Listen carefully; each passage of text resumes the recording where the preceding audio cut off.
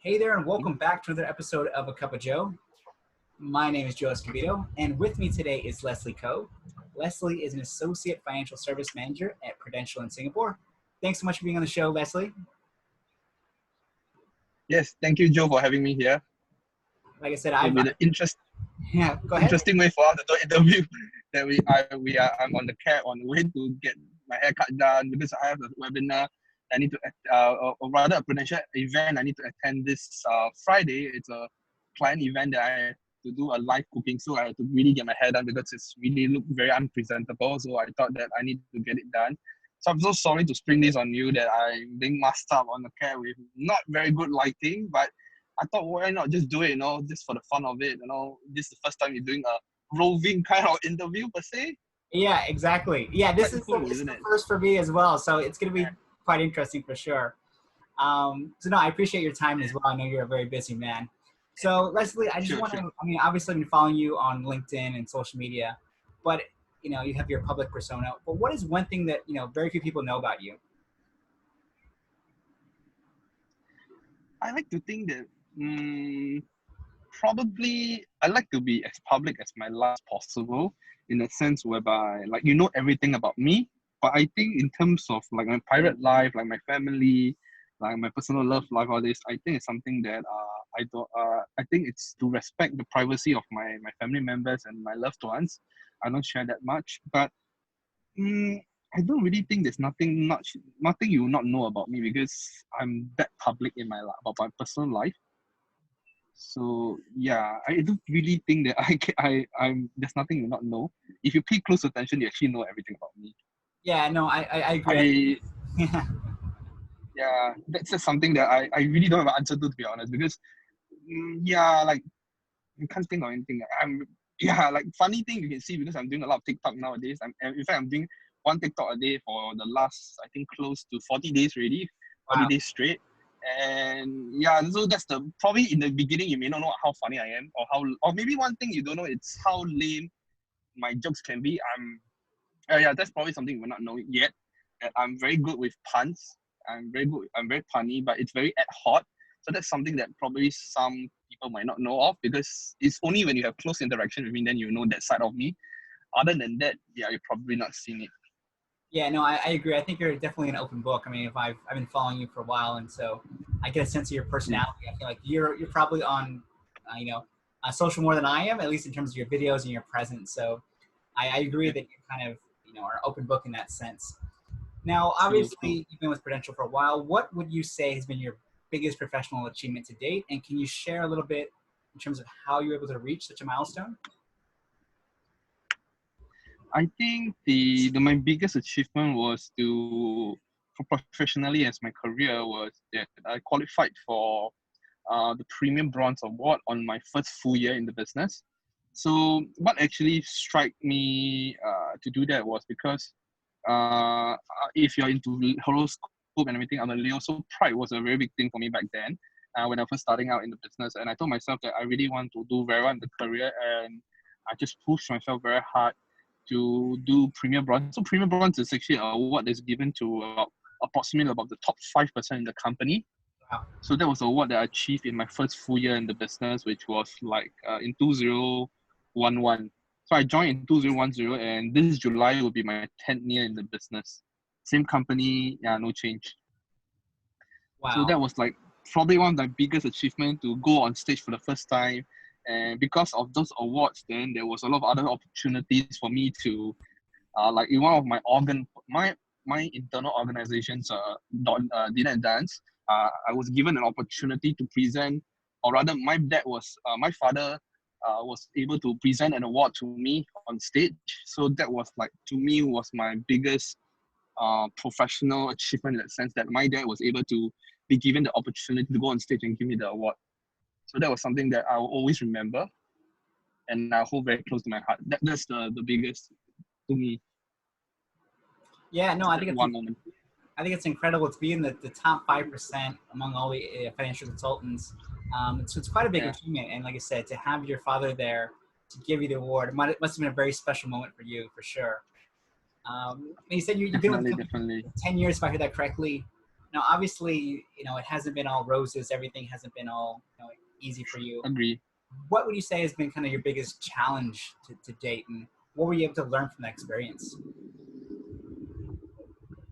I think the key in doing this business, right? Like it's consistency. Consistency, I think, is something that has been something that I used to struggle with a lot in terms of doing the business, in terms of the things I need to do, because I'm very passionate in a sense whereby if I'm like something, I'll go all out.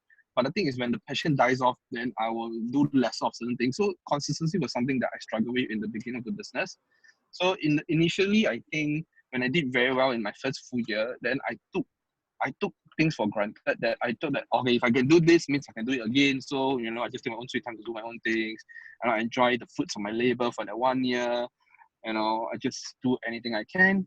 But in the end, you know, my results suffered. I didn't do it as well. I struggled with a lot of things, and that got me to a lot of trouble in the end as well. Just give me a minute. I'm lighting the car. Thank you, Yeah, Uncle, very much. I'll I'll just hear do. Thank you. Yeah, anyway, let's just do this. It'll be interesting. this will be a very interesting session for sure. Yeah. So I'm glad you brought up consistency, because I think that's one of the things that I always try to talk about in all the social selling trainings I do, is the importance of being consistent in terms of your messaging, in terms of publishing on a regular basis. And I think that's one thing that Correct. one of the reasons that I kind of, you caught my attention, because you are consistently putting out valuable content for either marketers or financial consultants. So once again, I'm glad you brought that up in terms of the key to some of your successes, and why that's so important. Yeah. Now, It's not been easy for me, to be honest. There's a lot of things I need to get involved in. And consistency is something that it took me a while to get a hang of it. But right now, it's something that I live by, to be consistent in terms of my content. And the change or turn of events is very interesting. That's for me. no, I think, yeah, I think that consistency leads to credibility, at least in my book. So Yes. obviously, it's you have a very credible presence now. I mean, you're kind of a thought leader in your space. How important do you think it is for other financial consultants that they have that kind of credible presence online? If a prospect is looking to reach out to them, how important is their online presence? I think the key to be having I think the key to have credibility, right, it is really to share your values. Because a lot of times, right, when we like this is something that I share a lot of times when I did sharing with other different agencies and organizations, right? When we are nobody, right, who will listen to you? Honestly, like no one will listen to you, because when you're nobody. But only people feel connected to you, then they will want to talk to you more. And the only way for people to know you better is through value. So when you understand yourself very well, knowing what values you hold, and you bring it out there, and when they can see that, hey, we share the same values, right, they can resonate you better, and that's how you build credibility online fast. At least this is what has been happening for me, and it has proven to work, at least for me. So this is what I've been advocating, because that's the fastest way for anyone to build credibility in this noisy environment right now. Yeah. No, I think you're absolutely right. I think it's one of the challenges that I always hear financial consultants tell me is like, how do I stand out? There's going to be 20, 30,000 financial consultants in Singapore alone. How do I stand out from the pack? So it's a very good point in terms of showcasing your values, because at the end of the day, that is something that's going to help differentiate you. And it goes back to consistency, like you were saying. If you're consistent in the way True. you express that through your content, through your outreach, through your kind of meetings, then it's easier for people, like you said, to get to know you better on a personal level, and to connect with you. Because if they connect with your values, they connect with you a lot of the times. So it's actually a very good point. I know a lot of corporates do that, or they should be doing that. But it's interesting to hear that advice as well.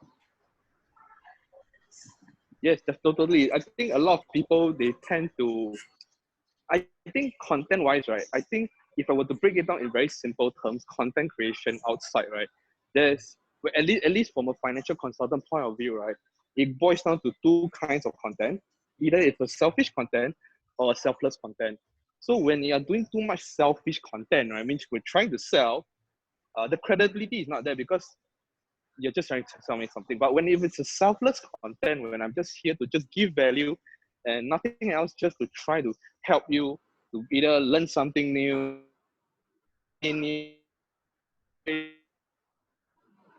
build more credibility. At least that's what I feel. Makes more sense. Yeah, no, I think once again, I think we're on the same wavelengths there. You cut off for a bit, but just to recap, you talked about the importance of Yeah. the difference between selfish content versus selfless content.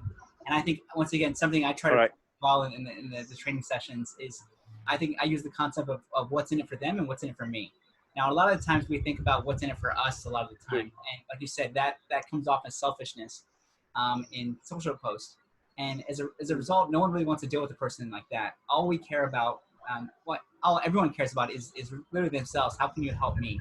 So going back to your point, how can you be selfless? How can you give away advice, give away insights that are going to be beneficial to your audience on a consistent basis? I'm really glad you brought that up, because that's one of the things True. I'm harboring on and on about kind of making sure that the content is Yes, for your audience and not definitely. just for you. And it's very evident, to be honest. I mean, there's a lot of financial consultants, even before kind of Yeah. we do that, they're just putting out, these very, very hard selling messages, either in their outreach or their content. It's like, and then they complain they're not getting any results. I'm like, guys, there's a reason for that. Yeah. I think ultimately that I think the key thing is the psychographics of how financial consultants are.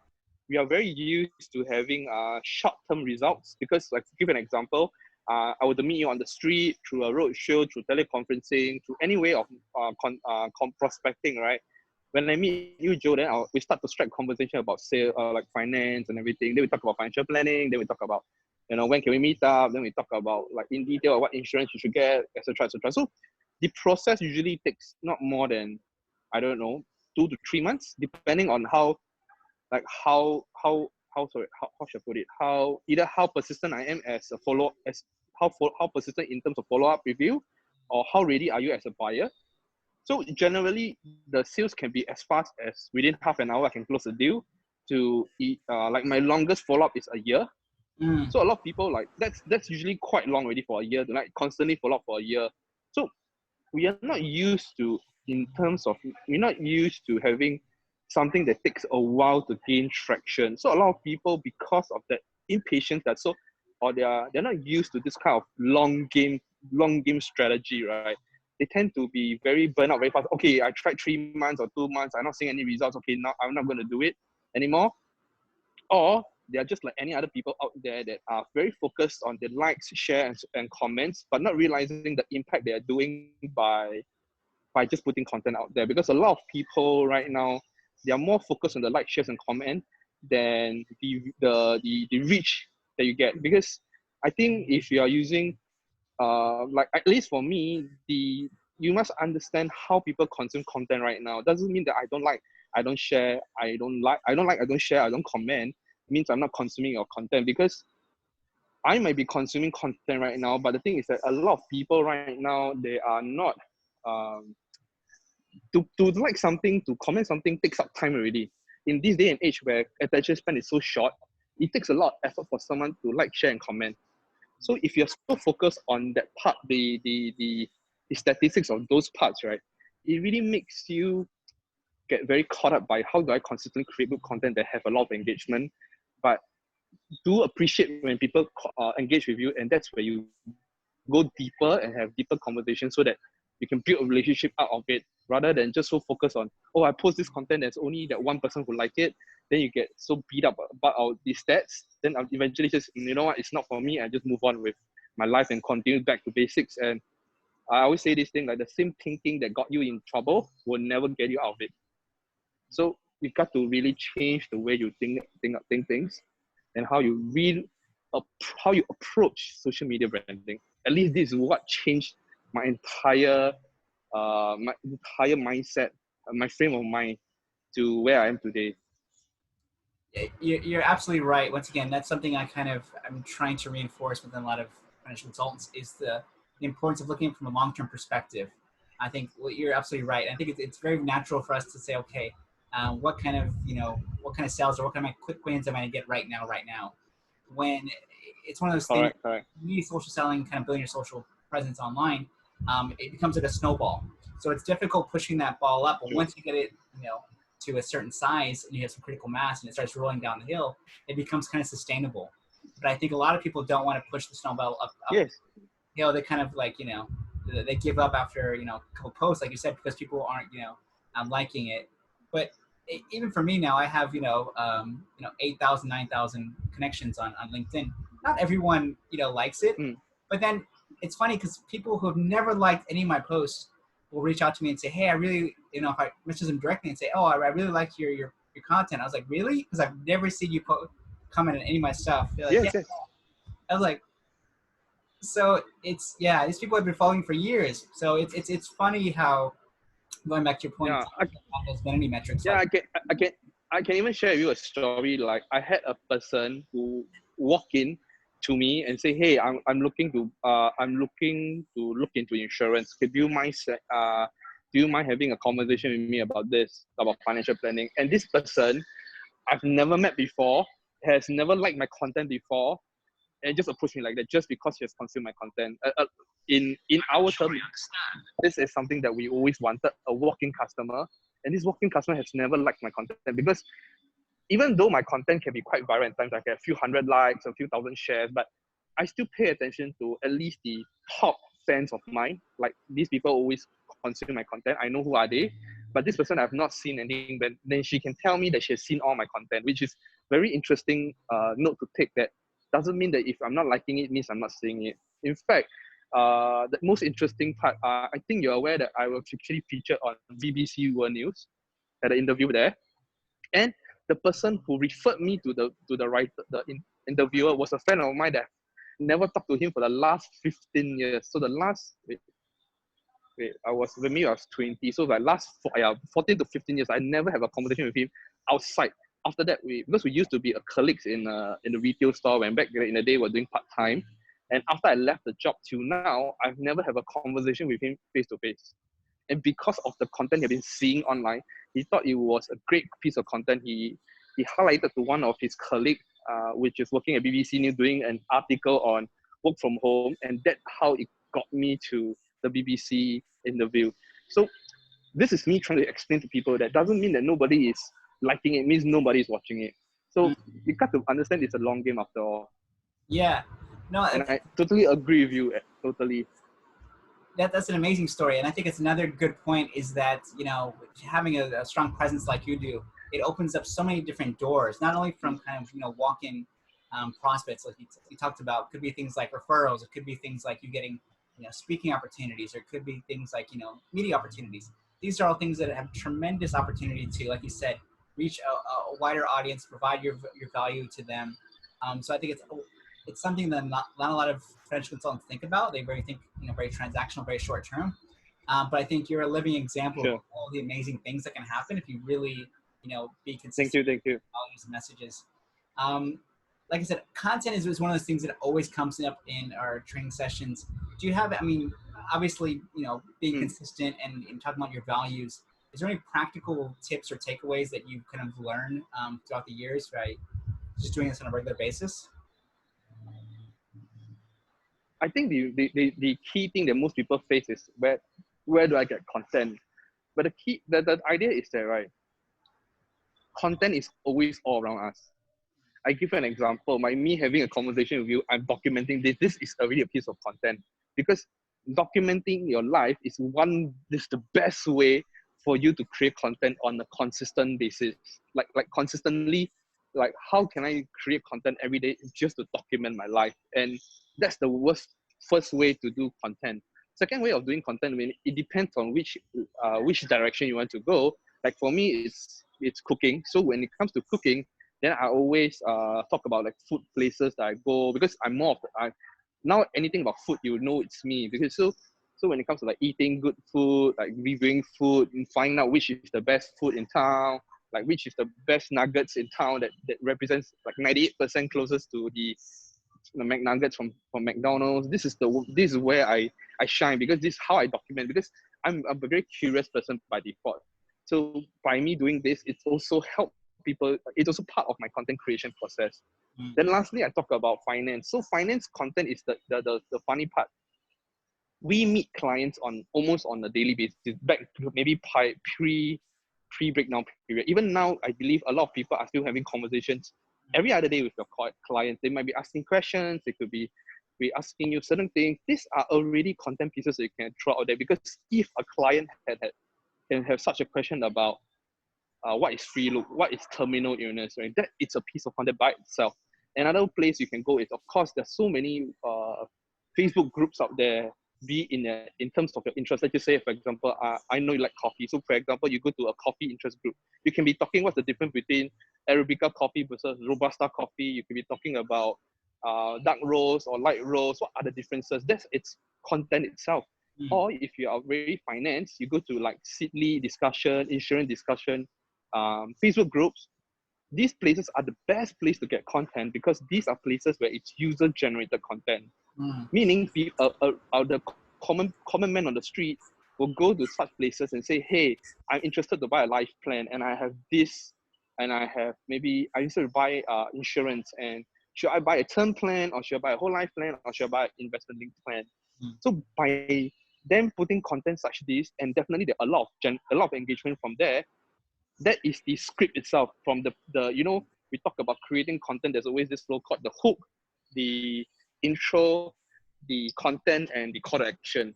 So this is how they write scripts, correct? So the hook is, of course, the question. So the hook is there already. What should I buy? Then the intro is, there are so many things out there you can buy. It could be life insurance, term insurance. There could be whole life insurance. There could be investment linked policies. That is the intro. Then the content will be you explaining what's the pros and cons of each. Then the call to action. In my context, I don't do call to action. My call to action will be speak to a financial consultant that you trust. They can find out more from there. Because I would rather be just giving free content and giving you value, and hope this helps you in buying your first insurance. That's how I end it, rather than me saying that DM me to find out more about insurance. Because so it's like, so I feel that that's very not pure. When it's a call to action, they will join me, to DM me. It's the content, no matter how good it is, becomes tainted in that sense, because I was trying to sell. So that is how the psychographics of consumers out there are looking at it. When we are selling something, no matter how good the content is, it's still a sales pitch. Yeah. But when it's never a sales pitch, it's me giving free content, it becomes even more valuable for a reason, because you're selfless. So that's something that a lot of people fail to see, that say, and there are so many people who come to me and say, hey, you know what, this is a great piece of content. I think this is very good and everything. And I do agree with them that I do agree with them. But however, they will ask me about why is it that's not engaging me and everything. Then I ask them, because there's a call to action. The moment you put that call to action, say that I want to sell something, it becomes like tainted in the sense, like it's not pure anymore. And because of that, nobody would want to engage any further. No, I absolutely agree. And I think, once again, you brought up some really good points. I actually have a session next week where we're talking about content creation, and I'm glad you brought up a couple of things we're going to talk about in terms of like identifying common questions from either your clients or your prospects. Sure. Take away those meetings, answer those questions online. Those for me are the most valuable one, because they're coming straight from the horse's mouth. They're coming straight from your clients, your prospects, anyone you're meeting with on a regular basis. Yes, definitely. And the second one you talked about in terms of like Facebook groups, like you said, to find out what are the kind of questions they're having. I love the kind of breakdown you have in terms of like the hook and kind of the content, and then like the call to action. And I agree. I personally don't put any like specific hard sell call to actions. For me, my call to actions are always questions. Like, what are your thoughts on this? But yeah, that's another good example of like. That is a very good call to action. Yeah. So I think that leads us kind of to the next question, which I want to get your thoughts on, is once you start, building that audience, when they start engaging with your content, how do you go about, taking that and say having like one-on-one conversations with them? Is there a way once you do that, or how does that work out? I think that ultimately the game that I play, it's more on the attraction side of things. So what I'm trying to bring across is that I rather give enough value, enough content to the point you find that I'm so much value that I'm value for money to engage with me. Because I don't want to do any form of call to action, say, hey, you know what, I'm an insurance agent, please come and join me. I'm a financial, or please come and buy from me. Because I feel that, right, when the time is right, the person will come in automatically, number one. Number two, again, I go back to the same thing about value for money, because ultimately people will understand that, right, this is a business about money, in the sense whereby if I were to engage you to buy a policy from you, to engage you to do financial consulting, there is money involved. At the base of everything, you know there's money involved. But people might be in the back of head and thinking like, why should I give this money to person A or person B? Because I'm still going to pay the same person or the same commission to the both person. But what makes the difference between both? It's how valuable or how value for money are you as a person. So to me, I personally believe that, I mean, again, this is a long-term game I play, that once I give so much value to the point where I become so value for money, you want to engage me just because you know how much value I'm going to give you. That is something that I truly believe, that in terms of like, I don't engage you in any way, like since the beginning until now, since I think it was probably like January to now, I have about 8 walk-ins right now, passive walk-ins, that I never told them about anything about insurance. They texted me and say, hey, I know you're doing insurance. Actually, I'm looking for some insurance policy. Hey, I've got some questions about insurance. Can I have a conversation with you? So to date, to now it's already May. Okay, let's just say it's like 4.5 months. I have about 8 people who passively walk into me and ask me about insurance. And I've never once told them to, hey, look, there's never once a call to action say, hey, I'm an insurance agent, DM me to find out more. Never once. So that brings doing the point whereby when you're valuable enough, when you're value for money, people will come to you naturally to want to work with you. Because I think this is something that I learned from my online mentor, Gary Vaynerchuk. And he talks about this thing, that he gives value so much, and it's to the point where his content that go out there can build businesses. But what he sells the least is accessibility. So this is something that I never really talked about to a lot of people. But I think for you, you understand that by me giving my best content out there, I gain the traction, I gain the credibility.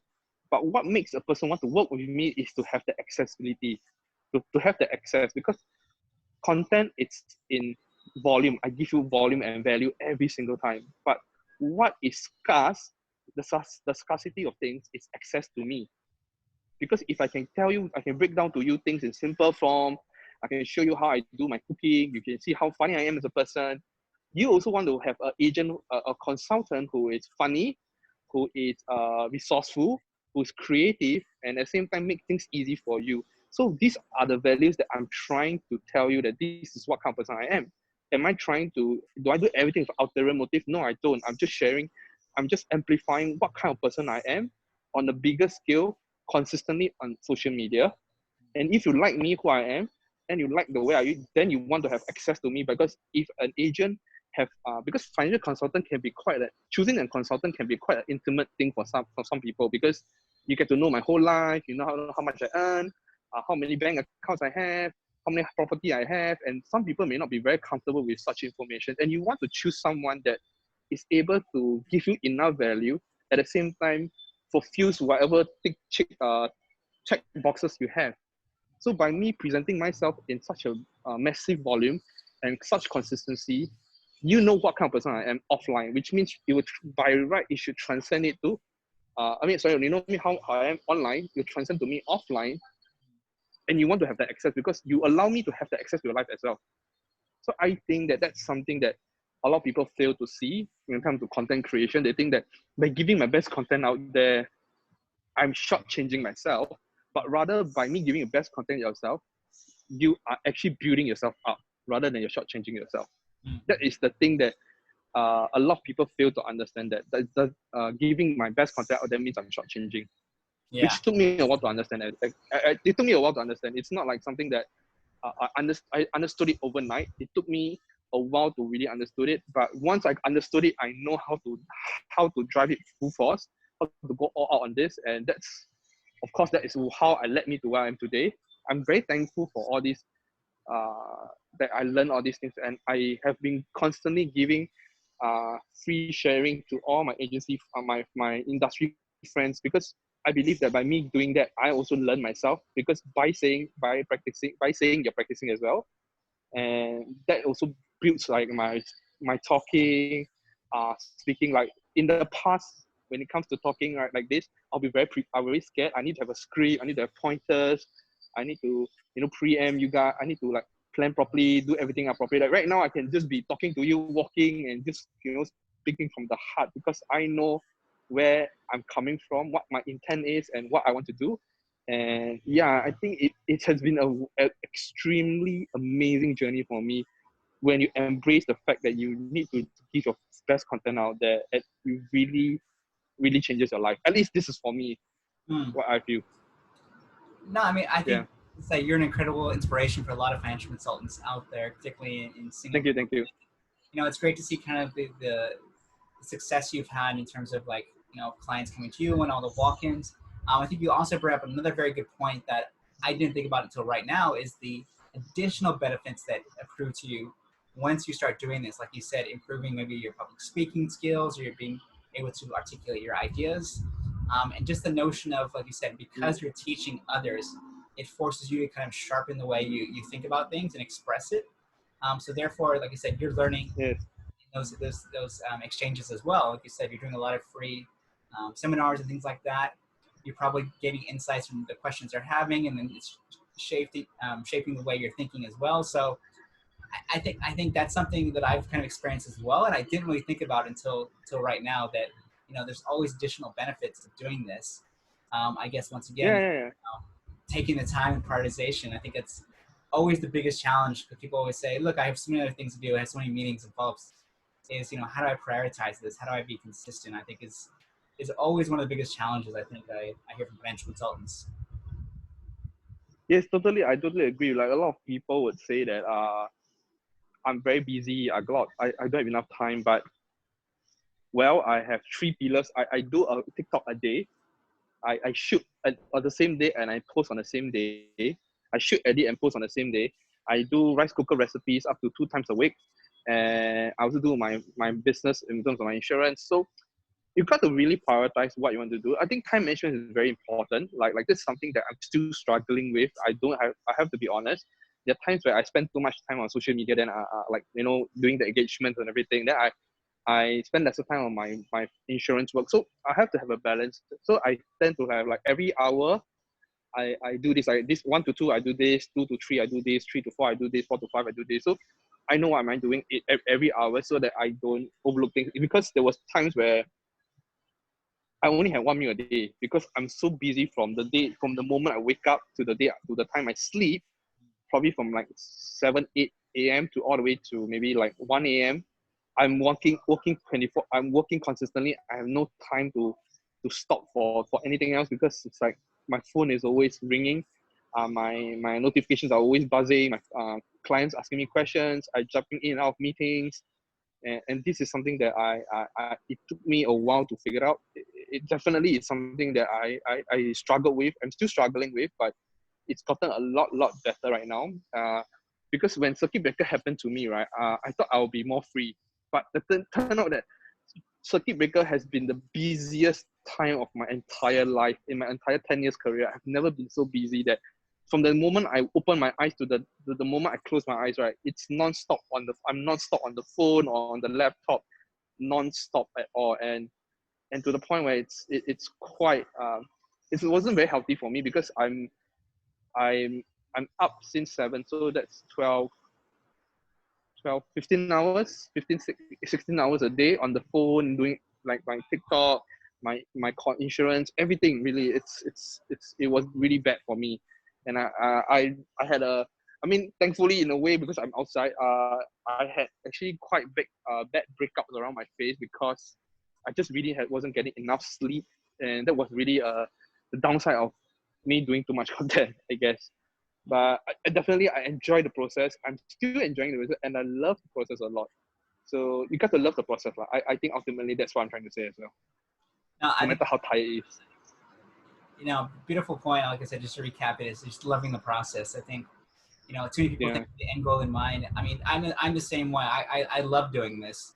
Even if I didn't get paid, which I'm not getting paid now, I still really enjoy, taking the time, speaking to people, learning from them, and sharing, insights. So I completely agree. But I love that advice in terms of being structured as well. So having a certain time, say allocated to maybe doing social media, another time to doing the business, to family, etc. I think it's another key prioritization exercise that a lot of financial consultants should be doing before they even do this, to make sure that they're balancing everything. Which I agree is easier said than done. I have 2 young kids, so it's it's Yeah, a I know. challenge for me as It's well. not easy at all. As well. Definitely. Well, Leslie, Yeah. like I said, this has been extremely informative for me. I've really, really enjoyed today's conversation. How can people, I know, Thank you. Thank you. I'm sure this will find it as well. How can people get in touch with you? I'm very active on Instagram. I'm more active on Instagram and Facebook. You can find me on Instagram and Facebook by finding Leslie Cole. I think now I've changed all my profile picture to me having a rice cooker at the side. So it's quite obvious that it's me, because you just see one guy with a rice cooker. I think I'm probably the only person who has a rice cooker as his profile picture. So I think it's not difficult to spot me. Definitely please connect me on Instagram and Facebook. That's why I would post most of my content, because I think like LinkedIn is just something that I need to learn from you as well, because LinkedIn is something that I'm not very good at, but I'm still posting on LinkedIn to really to make sure that I don't neglect any platform, because that's something I also learned as well. That doesn't mean that you're like doing very well on LinkedIn. I'm doing very well on Facebook and LinkedIn. Facebook and Instagram, but that doesn't mean that I need to neglect all the other platforms. So something that I learned is like 70% of time you should be spending on platforms that do very well for you. Remaining of the 30%, you should focus on other platforms that may or may not do well for you in the future. So like I don't neglect my TikTok, even though I'm posting a lot of videos, but it's not getting a lot of traction on TikTok, which is not my main priority anyway. My main objective was always, or rather my intent was always to entertain. So, but I don't neglect it. So I post my videos on TikTok, then I repurpose it on Facebook and Instagram. For LinkedIn, I'm still posting my regular finance content, my regular like pieces of content that I think is valuable for a business owner or people in the corporate world. So I don't neglect that part of it as well. So I think that a lot of people feel that, oh, I need to focus on one platform and that's it, and then that's all. But you have to really see what are the other platforms that you can leverage on, and not neglect them at all. Like just in case, just an example, if I've neglected LinkedIn, I will never connect with you, and I'll Yep. never have this conversation with you. It's just that simple. And just because the key was I didn't neglect LinkedIn. And probably because one of the reasons why you saw me was because you have seen me posting consistently on LinkedIn. Once in a while, I write my own take on certain things.